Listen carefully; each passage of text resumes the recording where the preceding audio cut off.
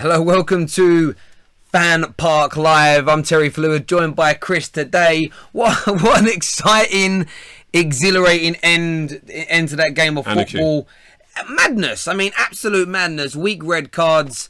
A little bit of card. You can understand Southampton losing their minds. They know they're getting relegated. They led the game. They pulled themselves back into it. Super Danny Welbeck. Literally, you've seen the best and the worst of that player today. We're going to discuss all of that with you and take your calls on 0203 606 0315. Before you do that, please download the OneFootball app for us. Massively important.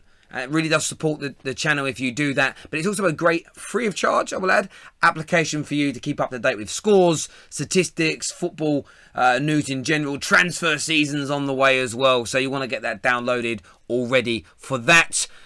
Got a special offer coming up for you all a little bit later on as well, especially if you're after some shirts for the World Cup, namely England, if you're an England fan like me. So keep tuned for that.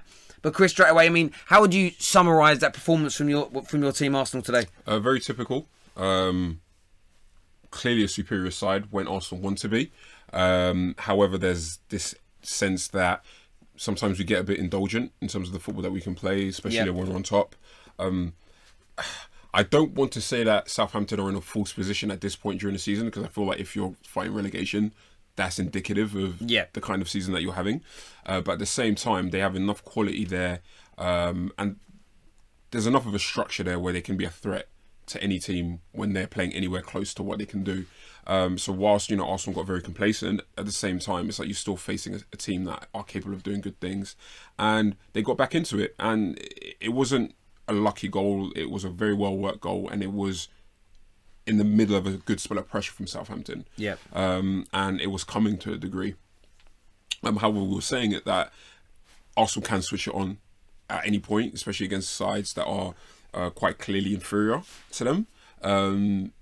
Welbeck should have had the goal, obviously. Yeah, that miss from like 5 yards out. I mean, you're sort of sitting there thinking, after such a great start from the boy, if the game would have ended 2-2 or worse for Arsenal, that moment, that miss for Welbeck would be the standout moment in this game. Beyond his touch for Aubameyang's goal, beyond his first goal, which was brilliant. So kind of glad that he popped up at the far post. And although he's an Arsenal player, he's from the United Academy. So I've always got a slight... Unless his goal damages my team now, I'm always happy when it's Danny Welbeck. I'd rather Danny Welbeck scored than any other Arsenal player, but they got over the line. And the end of that game, I mean, can you understand... What are your views on the red card? Do you think it was a right decision by the ref? Let's just talk about just how hilarious it is that Wilshere was the one who completely started, he set pace. He started that whole thing off, and by the end of it, he was doing the peacemaking thing and ushering on any off. Listen, it depends on how you want to kind of see the game in terms of officiating. Do I go strictly by the laws of the game? Or do I kind of use a bit of human judgment, for better or for worse, in terms of how I'm kind of putting that together? I see that unless it's something that is so clearly offensive, so things like spitting in a player's face or pushing a referee, or it's endangering a player, I don't really see the necessity to send players off. At the end of the day, I would look at it as, if I'm a referee, I'm paying attention to that game.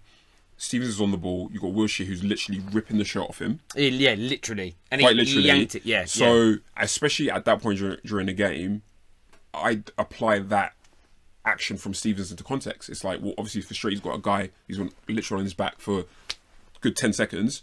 He's going to react like that. That wasn't a kind of shove or push that would endanger Wilshere. It's not something that's going to get him He's not going to go to the hospital. He's not going to be hurt. You have a firm word, you book them both, and then you kill it at that point. Obviously, you're going to have players that are going to rush in. They're going to try to influence you, try to say, okay, you shouldn't have done this, shouldn't have done that, send them off. But at that point, it's your job as a referee to kind of calm the game down. And sending a player, especially in those circumstances, because Southampton players are going to feel Of course, and I think what's frustrating is that you get... If I punch a player in the face, or I push him in the chest or head, it's the same punishment. And I think punching a man and pushing a man is so different from each other. We'll take this call. Hello, welcome to FanPark Live. What's your name? Good afternoon, it's Daryl from Middlesbrough, mate. Hello, Daryl, how are you? I'm alright, mate. Thanks so much. Good. What was your views on that Arsenal victory this afternoon? Were you entertained by that game? Yes, I was rather surprised on how well Southampton did to get 2 goals. They gave a very good game. Both teams went hammering tongs at it. I think it was a great game of football. And I think, obviously, Arsenal had the more advantage after they won 4-1 against CSK Moscow during the week, so they had a bit more of an advantage.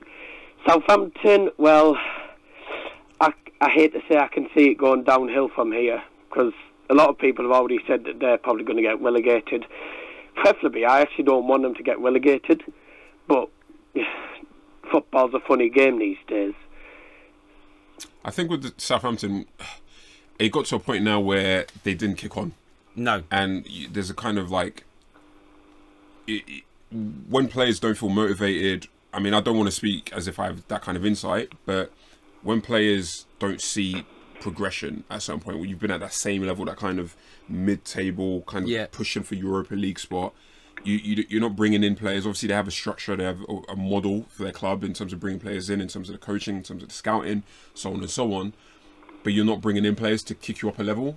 Yeah, I agree. There's a lot of changes with the managers. There isn't. Also, is it Pellegrino? Was it before? Yeah.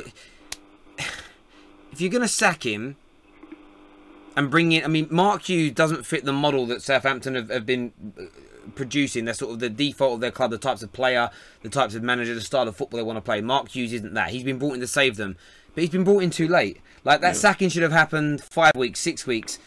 2 months earlier. So I feel sorry for the fans. I always do feel sorry for fan groups. And Southampton, I don't think their fan base hurt anybody. They don't think it wrong. But they're kind of like, I feel sorry for them. However, as a football club, I hold them accountable, because either Pellegrino was the right man, that's why you kept him so long. You might as well have kept him into the end of the season and let him rebuild a little bit, not in the same way, but like Rafa Benitez did with Newcastle. We came in, couldn't save them, and then stayed. Let him rebuild again. If that's the kind of man you want, stick with your model. What I'm confused with Southampton is they've now gone for Mark Hughes. If they go down, which it looks like they're going to, do you then sack him, or do you use him to try and get you back into the Premier League? But he can't play the football, on the style of football, that you scout for, that you purchased, the way your academy plays football. They've got a very ingrained identity as a football club they're trying to create. It doesn't make much sense, and maybe that feeds into the players as well. Hang on, what's going on? This doesn't fit with what we're being told, doesn't fit with how I was sold about the club. The academy players, okay, we're going to be taught to play beautiful football in the academy, we're going to play for Mark Hughes, and it's going to be... I don't want to be... I want to put Mark Hughes in the same box of like a Big Sam or a David Moyes. I have seen Mark Hughes teams be capable of playing football. But I do agree with you in a sense of like, you've had Pochettino, you've had Puel, you've had Pellegrino, you've had obviously Ron Koeman as well. Like, you've had managers that, even if they have their differences amongst one another, there's still that thread in terms of the kind of football that they coach. And I feel like, Mark Hughes is a deviation now. Again, you're looking at the rationale. Did you deviate because you've seen a decline in how Southampton are plummeting, and you just like, okay, even if it's a short-term thing, let's just deal with it now, and then, if he keeps us up, we'll let him go. Or even if, we go down, we let him go immediately, because then it's like, okay, we need to go bring in the right man for the job. Now, I get that. Darryl, really appreciate your call. Thank you very much, mate. Cheers. Take care. No worries. We've got some more calls ready to come through. Hello, welcome to FanPark Live. What's your name? Ricky Taylor from Borough. Hello, mate. How are you? I'm all right, mate. I just want to ring up and say, why are we all getting excited about Arsenal winning at Southampton? These are teams we should be beating no matter what. Yeah, I haven't heard too many. So who's getting excited? All over Twitter, everyone's like, we've at the end of the season, do we not do this year in, year out, straight up all the way through the middle of the season, February, November? We sat here when we were off air and said the same thing, that this is the time of the year where lots of Arsenal fans build up this false sense of security. When there's no pressure, Arsenal will go and win. They might even win their last eight games because there's no pressure in the Premier League, and then it's that next year's 8. Yeah, no, I get that. I mean, I would celebrate the victory, well done, but I keep we all celebrate the victory. But I keep saying this to Gooners: do not get ahead of yourselves. Not with Wenger as your manager. Yeah, no, I agree with you completely. So you're seeing a lot of that on Twitter. Everywhere, it's not just that, it's in my hometown. I live in Middlesbrough, you know what I mean? There's a lot of Arsenal fans up here, and you get it all the time. We've just done we could go and do like Wigan.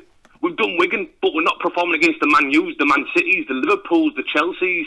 Yeah, we had the fluke against Chelsea 3-1. Look what they did when they came back in the second time. Do you know Man City's tear us apart. 3-1 in 2 games, 6-2 with 2 games against Man City. Sorry, it's Ricky, isn't it? Ricky. It is, yeah. All right, nice to meet you. I'm Chris. Do you know what I find really interesting about what you're saying is because and this is just indicative of like the whole community. I go on my timeline right now on Twitter as an example, and I wouldn't see that. I wouldn't see the majority of Arsenal fans getting excited. I think if anything, the kind of Twitter sphere that I'm a part of in terms of football, it's almost like the complete reverse, where it's just like we almost don't champion anything. Like, I know the most pessimistic football fans, like in humanity, and they're all Arsenal fans. You need to hook Ricky up. Yeah. Maybe move to London. Move to London, and you'll see maybe it's just a different thing. I think I need to. Another thing as well, I was wanting to say, what do people do when you cannot stay after this season? I don't care if you win Europa. I've been a die-hard Arsenal fan. I'm a true Gooner since I've been 14. No, for 24 years I've been an Arsenal fan. I've got them tattooed on me. I proudly go everywhere I go and say I'm a proud Gooner. But this guy's now got to go. I don't care if he wins Europe and gets us back in Champions League. Let him go on the high, give him his shove, but he's got to be packed off now. At what point, like what season or what year were you sure that you wanted Wenger gone? I'm interested. Me, about 2-8. It started going after we lost when we lost the Champions League final to Bayern Munich, to Barcelona. Wow! It's like he slowly didn't care no more. It's like it's slowly every year he cares less and less about the club. What? 12 years? 12 years ago. Wow! Yeah, you definitely. Man, I wasn't even shaving then. What was I doing in 2006? I remember because Middlesbrough, my hometown, were in the Europa League against Seville. Yeah, bloody Macronelli or whatever his name is. Macaroni.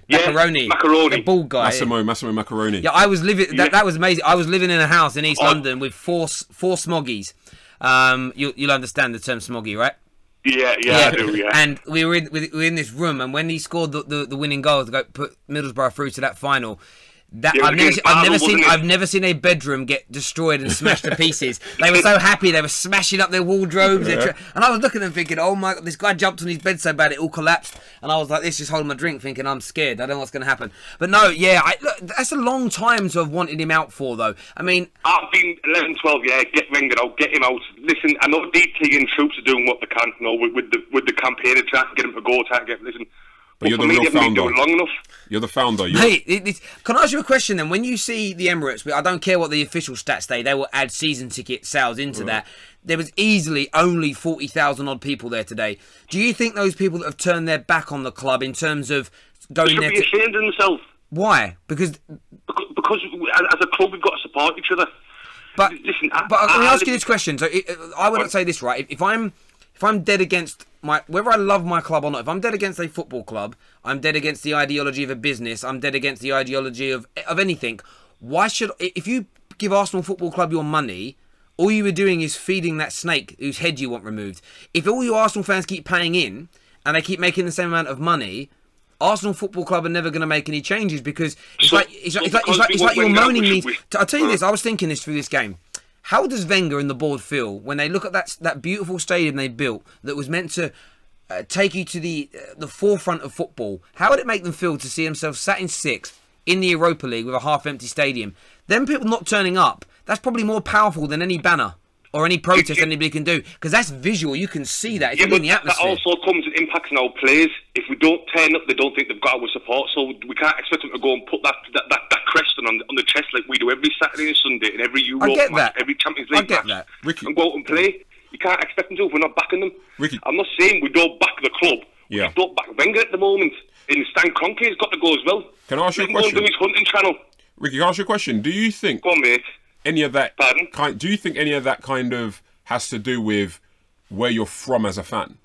Because I've been die-hard Arsenal ever since I was... No. But what? It's not about who you support. What I mean to say is that I feel like there's... Maybe it's a London thing as well. Like, in terms of entitlement, maybe the culture. Like, I think... You know, I'm originally from Paris. I've been living in London since I was like 6 years old. But I didn't really understand the whole North versus South thing and kind of the different kinds of football fans and if that plays a part. Like, I think it does. Like, I'm a Man United fan from London, and my friends from Manchester that support. Being from Manchester, like people I know that I live there, culturally they're different people. Yeah. And there are subtle differences. I think if you're more close to the club, like you live around the club or you live in close proximity with it, I think you might have a different view because you see it more day to day, know how things are run. And remember, like, up in the north east of England, just like we're going down the tunnel and fast. And Ricky, on top of that as well, don't get me wrong, like I'm actually in agreement with you in terms of it affects players when they see half-empty stadiums. Like I was at the return leg for. Let's face it. In the George days, would Harvard have been half-empty, want them gone? We'd have still turned up and said, listen, we want you gone, but we'll turn up. Yeah, but see, now, because we're losing the team, we're losing all our... Sorry, mate, I don't mean to talk over for me as well, another thing I've got to pick with you as well, you just put on your thing there, Welbeck shines. How can you say this kid shines? Well, I mean, he shined today, right? He shined today. And one day, the only one of the time I can remember a really good Welbeck goal was against Man United when he scored against them. Yeah, but he did well today. But if Welbeck was such a good superstar, yeah, we wouldn't need Lacazette and Adebayongs. Adebayongs. We wouldn't need the Ozils to put the cross in. This guy's nothing. Why are we paying this guy a wage? But I don't think we want to confuse. Listen, at the end of the day, we're talking about one game. Why isn't he playing Lacazette and Aubameyang up front together? Well, if I was a manager, and I'm not a manager, but if I was also a manager, I'm looking at, okay, we've got a tough away fixture in another time zone. Next to Man U, coming up, haven't we? In another time zone, no, but we're playing CSK Moscow. We can't play Aubameyang on Thursday. No, we can't, no. Do you know what I mean? And Lacazette, we want him starting. Remember, he's only just got back to fitness as well. Yeah. So you don't want him starting this game. And bearing in mind, he played... A game like Southampton should be a warm-up game for Lacazette. But I'm looking at it from both sides. If you look right now, whether you want to win it or not, I think Wenger's going to take the same approach this year as Jose Mourinho took last year. If you look at Man United's last sort of 5 or 6 Premier League games, we barely won one because he gave up on that and he rested and rotated to make sure players were at the top of their game, fully rested and fit and raring to go in the Europa League games. Because whether Arsenal fans want to admit it or not, if you win the Europa League, which there is a good chance you can do it, you're a good team. If you win the Europa League, you take an abysmal season. And actually, you take some solace from it. You're back in the Champions League, which means if Wenger, whether he does or doesn't stay, it means you've got a chance of signing better players. We know he's not going now. We know he's staying next year. But being back in the Champions League this year gives you a better chance of buying better players to keep yourselves in the Champions League, and then that helps you signing a new manager. And also keeping players. Yeah, and keeping players. Personally, the only reason I want to win the Europa League is that means we've had a better season than Tottenham. That's the only reason I care about Europa League now. It means we've took some silverware. But then I would agree with you, because last year I said the same thing. We finished 6th or 5th. I can't even remember now, but we won 2 trophies. So, and because we got in the Champions League, we done better than the team that finished 2nd because we had trophies to show, and we were still in that Champions League. So it all becomes. And I get where you're coming from, mate. Look, really do appreciate that call. Thank you very much. Cheers. That's probably the longest call we've done with a fan, 9 minutes. But you know, if you ring us up with questions for us, absolutely do that. Get it done. We're going to take a look at the One Football app while we speak now. Pierre-Emerick Aubameyang voted as man of the match. 2,618 votes. Danny Welbeck second with 830. That's insane. It's insulting, actually. I know Danny Welbeck's offensive. not. I know he's offensive. not as good. That's offensive. Listen, Danny Welbeck finished 2 goals, 2 decisive goals, and an assist.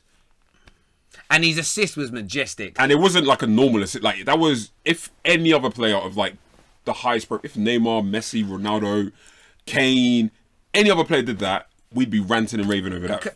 If Sanchez did that touch yesterday, Arsenal fans would be kicking off, I wish we kept him.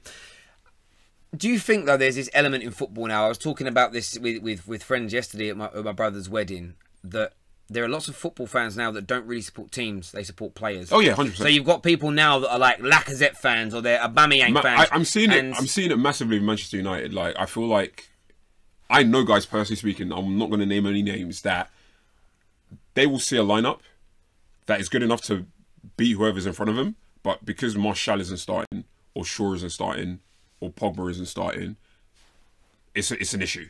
It's a problem, as opposed to, well, no, Lingard has just scored a great goal. No, of course, you get that. you get that, but it's a strange new world for football, and I think maybe our generation needs to get. I don't know whether we should get used to it though. But do you know what? You say that, and I'll try to say this really quickly. You say that, but I think about how I started supporting, like watching football, and it wasn't a team.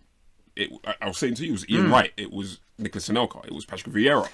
It was players that made me love the club, and then naturally... Yeah, so that's where I'm so different. It was my dad was like, pick a club, and you just pick a club. So it's the club you support, over, which is why I always put more faith in the manager than I do the players, because he's the head of that, and I'll support the club and the entity over any of the players that are here for a short period of time. But sorry, we had a call come through. What's your name, buddy?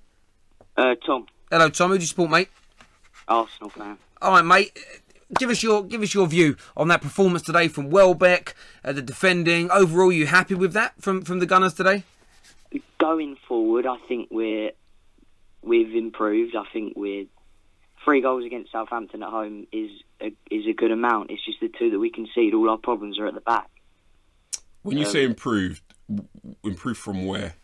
Well, improved from when we lost 4 games in a row. We've now won 6 in a row. Okay. Do you feel like... okay, maybe it's just the way I interpreted that comment, because the way I personally would define improved, and that doesn't make yours any less right, would be, well, this is what we should be doing anyways. What Ricky was saying, like, this is scoring 3 goals against a side in the bottom 3 at home, if you're Arsenal Football Club, is the absolute standard. So, of course, we're improved in form, but I think maybe we're just operating at a level which we should be at. So...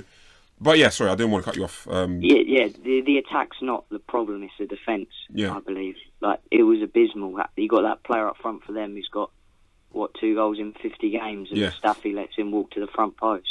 Which I can't even. Yeah, and he got in a few times behind. I'm not sure.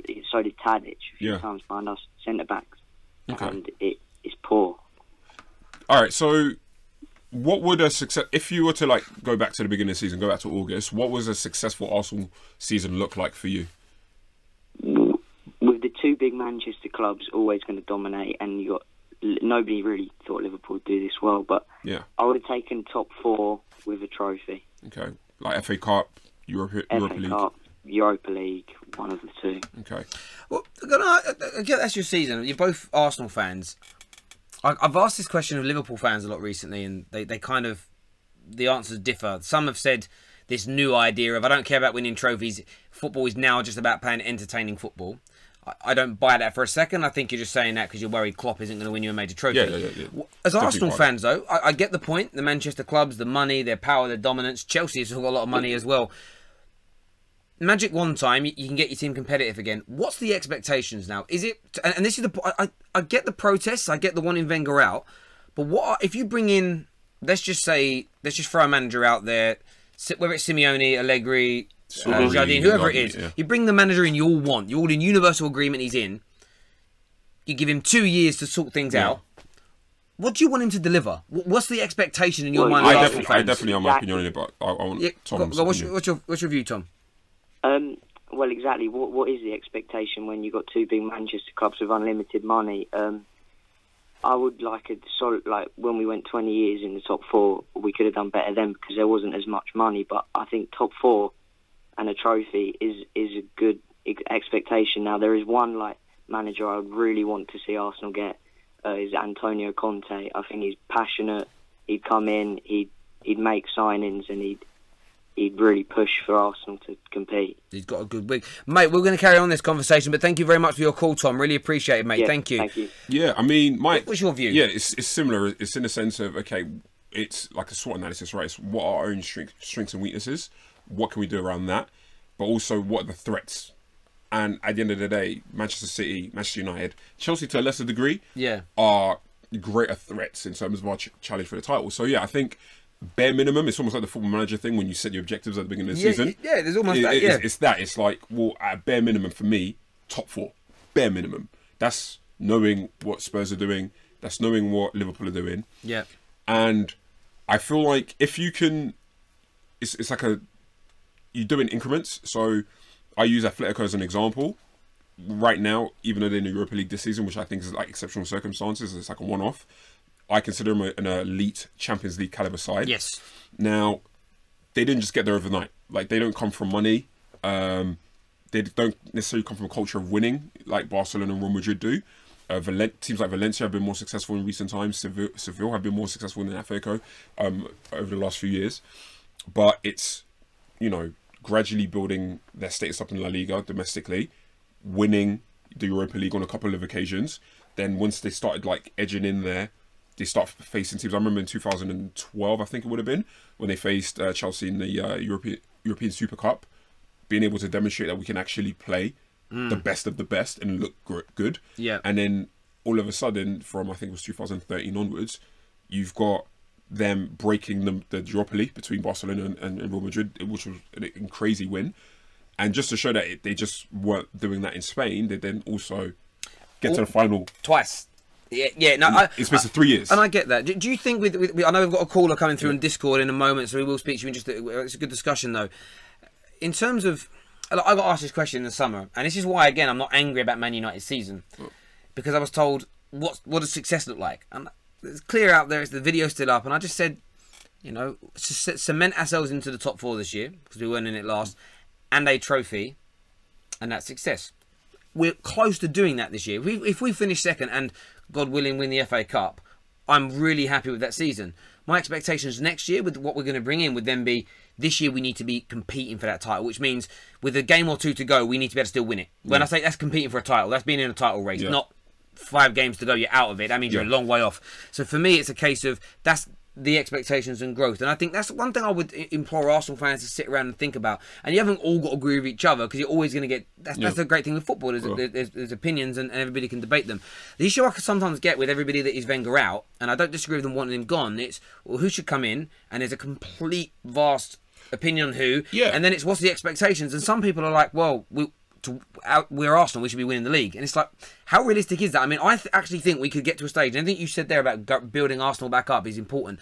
I think we could get to a stage over the next 3 or 4 years with the coaches we have at the clubs and the money and the prowess and the ability the Premier League's got, where you could actually get a season where between 6th and 1st there might only be 10 or 12 points. And then you're in a stage where it's, I've finished 6th, but I've actually done quite well this year. Like, if you look at it, and I just think football fans need to sit down and honestly adjust their expectations of what do I really, what do I expect, and what's realistic in the current football climate. The thing about that, and I'm going to skim over this because obviously I'm worried that we've got callers coming in, is that what we also can't do is we can't get into the danger of dismissing the emotive part of the game and the emotive part of being a fan. Yes. Part of that is tied in with the kind of football that you're in. Like, I'm a 30-year-old Arsenal fan that started supporting Arsenal in 1997.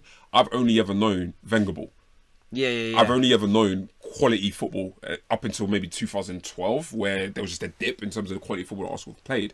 So, and you also got to understand that not all teams, because we get kind of in our heads and think about like the elite teams and successful teams, but you have teams like Atletico Bilbao, for example, where they have an identity. Yeah. And that expands to what they do on the football pitch. So any kind of managerial appointment that's going to come in has to align with the identity that makes us really love the game. Don't get me wrong.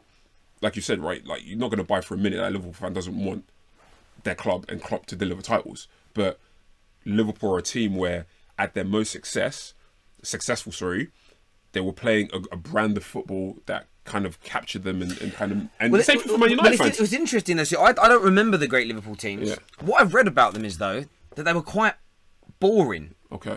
So again, I could be really okay. Dalglish and those players going forward, but it was like they go 1-0 up, and then they just keep passing the ball around the back, pass it back to the goalkeeper using the pass back rule. Now that might be an over exaggeration from some bitter supporters at that time. But I don't think it was like the football we're seeing now from Jurgen Klopp. Of course. So again, I think it's that balance between, and also nostalgia plays a part. Like sometimes you think things, my grandmother always used to tell me that the summers were longer when she was a kid, and it always snowed at Christmas, and it just didn't. I mean, the records prove that now. No disrespect, God rest your soul, but it's the truth. We've got a call coming through from Discord, then we're going to speak to you about that very special offer about World Cup shirts. Who's coming through, Jay? Hello. Hello, how are you, sir? What's your name? My name's Adeyemi. Hello, Adeyemi. Who do you support? Arsenal. Arsenal. Give us your thoughts on today's performance, and then we'll ask you a few questions. Happy with the way you played today? I'm not happy with it, to be honest. Why weren't you happy with today? We just scraped a win against Southampton. We were pretty terrible. I get that, but they're fighting relegation. They're teams that are in that situation are sometimes more up for it than at any other time in the year because they become desperate. I don't really care. You don't care? No. Why don't you care about that? I want Wenger out. I get you want Wenger out, but why would you not care about something that's ingrained within football that I think should be respected? Why would you not care about the way Southampton feel and play? He left.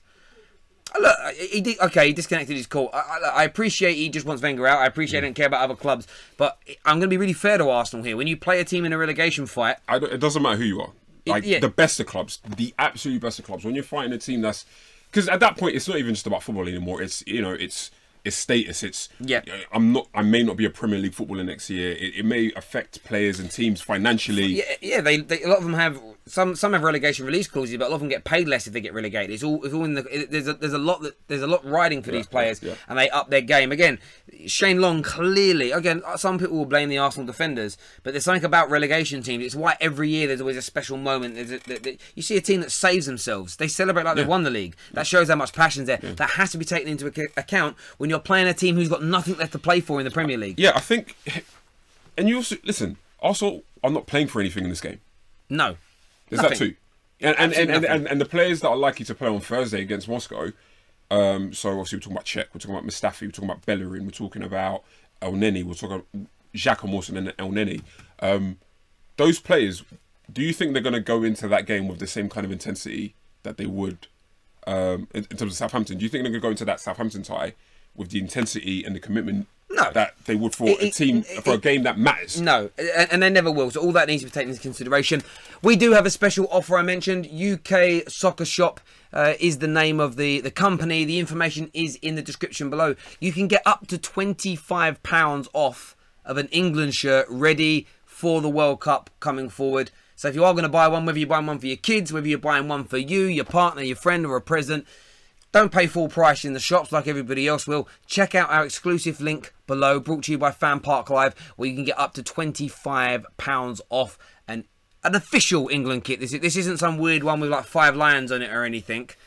Do you know what I mean? You can put it through. Is someone on my Discord line, Jay? Who is it? How much does a pizza cost? It really depends where you're ordering it from, sir. We're not a pizza delivery place, though, mate. Anything else you'd like to say? Jay, don't put these people through to me. I'm hungry now. Okay, cool. Yeah, but take my ears off so I can't hear him. Don't leave a... I just got this random kid talking about pizza in my ears, and you guys can't even hear him. I thought he was live on the air. And I'm hungry now. Yeah, I am feeling hungry. I am feeling hungry. Cool.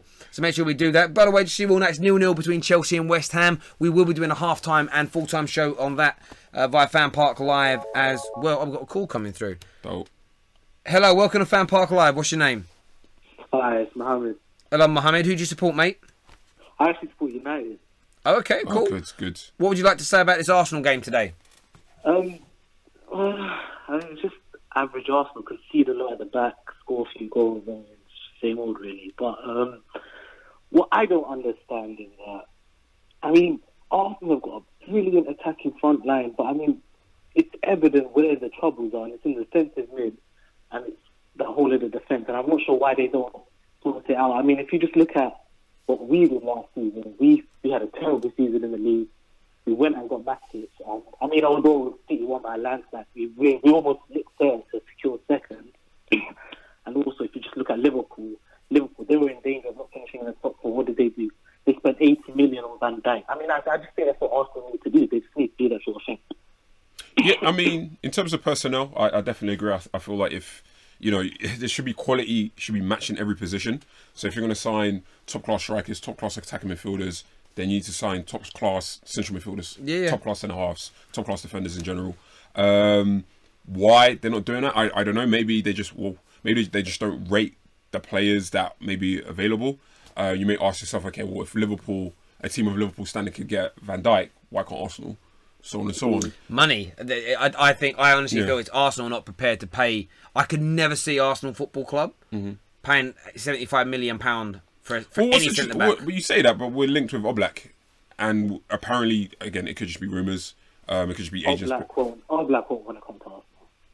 I mean, see, mate, do you know why I disagree with that when it comes to transfers? As a Man United fan as well, in the last few years, and I'll name these off, and I know this more about my club than I do other clubs, but when we were linked with Di Maria, Falcao, Pogba, Zlatan, Mkhitaryan, Matic last year, and there's one other player as well, Alexis Sanchez. When those links first got put out there, we were told by even when they were like legitimate links and we knew we were involved, everyone, including the majority of Man United fans, that won't happen. No way are they coming to us. So I don't ever believe that. No one would have said Aubameyang would be going to exactly, Arsenal a year ago. Yeah, no even one. when you sign Ozil, no one thought we'd sign Ozil. Sorry? No, go on. Yeah. When we signed Ozil, no one would have thought a month prior we could have signed Ozil. When we signed Alexis, no one would have thought a month prior we could have signed him. Same thing from Aubameyang. That was probably the most surprising one out the lot, to be fair, because he's a player that's been linked to Real Madrid and whatnot. And we've also got to put ourselves in players' shoes. Firstly, all of this is speculation. We don't know what kind of thing motivates a player of Oblak. I don't think he's that profile of a player where he would turn his nose up at Arsenal. Like, he's not a Neymar.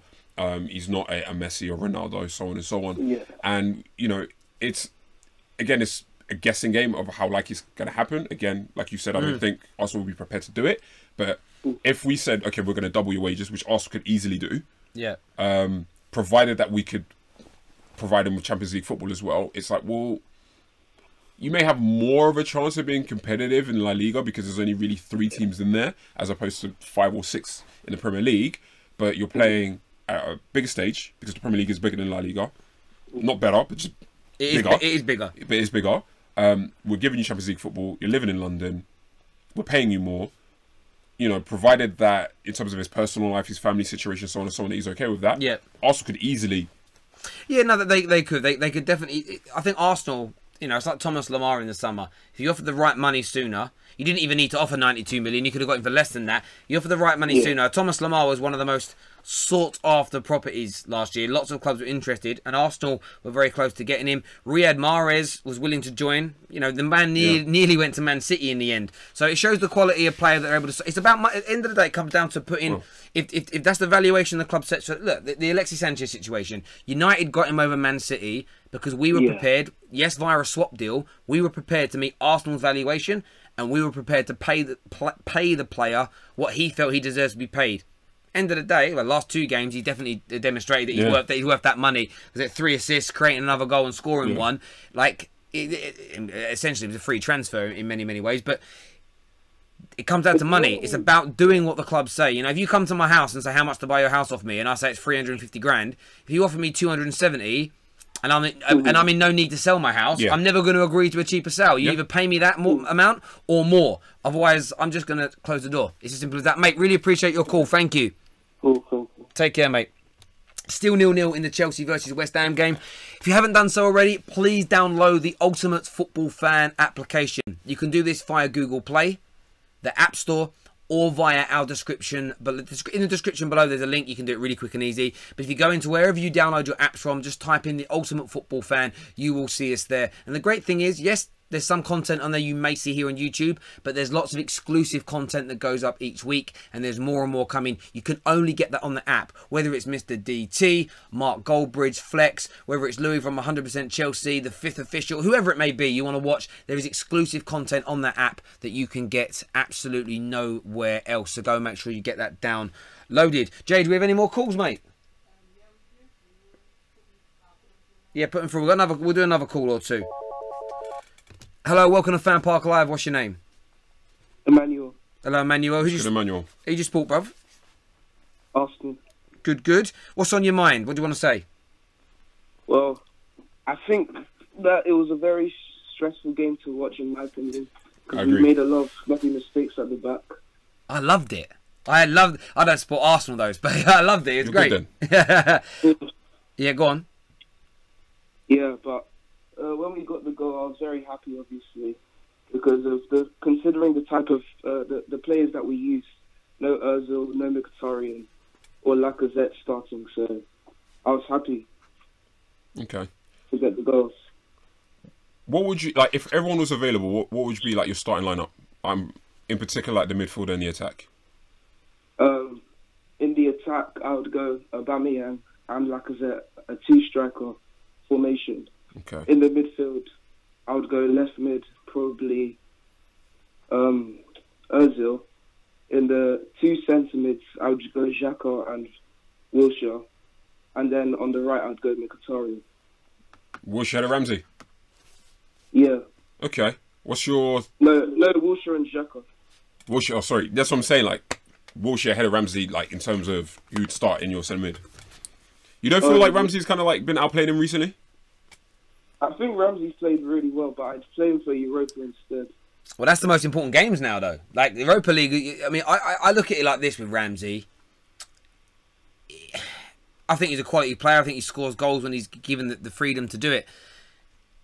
He also, you can't perform like he did from any football club. If you put in a performance like he did, the next real competitive game, so today doesn't count, you have to play. I think it sends a wrong message out to a team. Unless there is a specific reason, there's a technical reason. You know, you might play Barcelona and think, well, I've got to sacrifice Ramsey because I need to bring in a player that can man-mark Messi. Or I might need to do something technical. Other than a reason like that, when you're playing away to Moscow, there is no one that you need to man-mark like that or tactically change.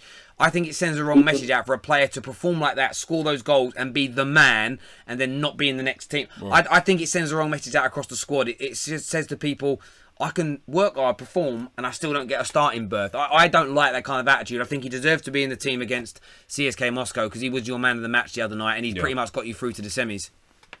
Yeah. I agree with that. Good. Look, really do appreciate your call here on FanPark Live. Thank you. Thank you. Top man. Bye.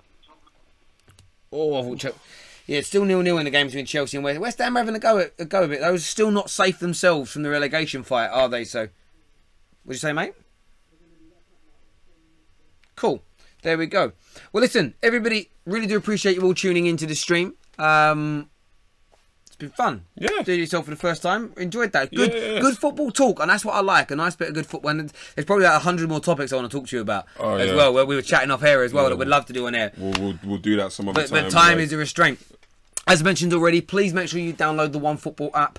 Really important to us here on that show that gets done. I was actually at my brother's wedding yesterday. Someone actually asked me how's the hangover. I actually don't know how I got out of bed. I counted because I'm really funny at this. I did like 13 Jaeger bombs last night, plus everything else I was drinking. And I woke up at 9 o'clock and I was right out in deep Essex. I had to drive right down to Surrey where I live and then back up to here in northwest London. It took me like 3.5, 4 hours. But it's all right. I'm in a good space. But everyone that was there was like, yeah, like all these people. I've got the OneFootball app, and I was like, I didn't know you guys watched. That's nice. It was nice. Do you know what was really cool actually? On Thursday when we played Moscow, because I've got my new iPhone X recently.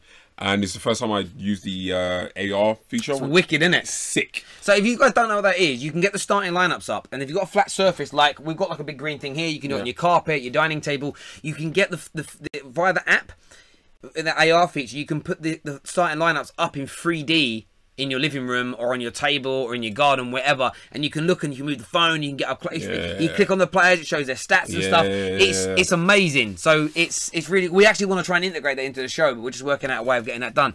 But yeah, download the OneFootball app. It's great. It really supports the show. Thank you all for tuning in as ever. Take care. God bless.